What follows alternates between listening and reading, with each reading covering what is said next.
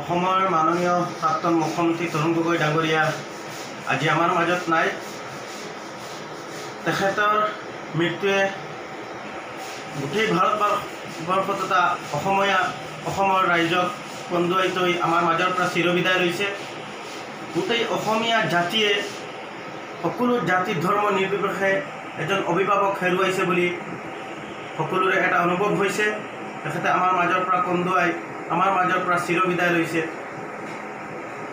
লখিমপুৰ জিলা জমিয়তৰ তৰফৰ পৰা তেখেতৰ পৰিয়ালবৰ্গলৈ শোকতপ্ত পৰিয়ালবৰ্গলৈ সমবেদনা জ্ঞাপন কৰিছোঁ। এটা যুগৰ অৱসান ঘটিল।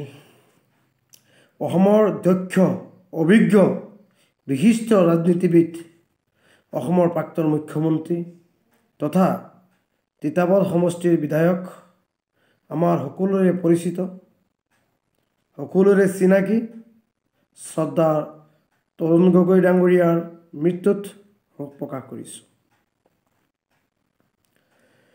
অসমৰ সমাজ জীৱনত তেখেতৰ অভাৱ কোনো কালেই পূৰণ নহ'ব।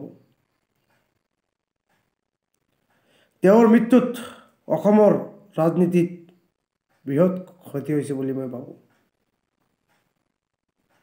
তেওঁ অসমৰে নেতা নাছিল, গোটেই উত্তৰ পূৰ্বাঞ্চলৰ এজন অভিজ্ঞ ৰাজনীতিবিদ আছিল। তেখেতৰ অভাৱ কোনো কালেই পূৰণ নহ'ব। তেওঁৰ মৃত্যুৰ আমাৰ ৰাজ্যখনৰ অপূৰণীয় ক্ষতি হৈছে। তেওঁৰ দেহাৱসান হোৱাৰ খবৰ পাই খুবেই হতাশত মৰ্মাহত হৈছোঁ।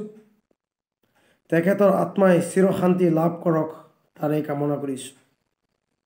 লগতে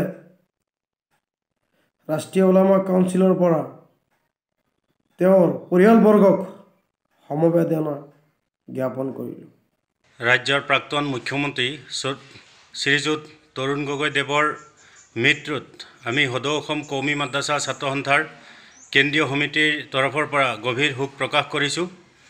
লগতে তেখেতৰ মৃত্যুত এক অপূৰণীয় ক্ষতি ৰাজ্য তথা সমগ্ৰ দেশখনৰ কাৰণেই তেখেতে বিভিন্ন সময়ত সত্য আৰু নিষ্ঠাৰে কাম কৰি থকা আমাৰ পৰিলক্ষিত হৈছিল।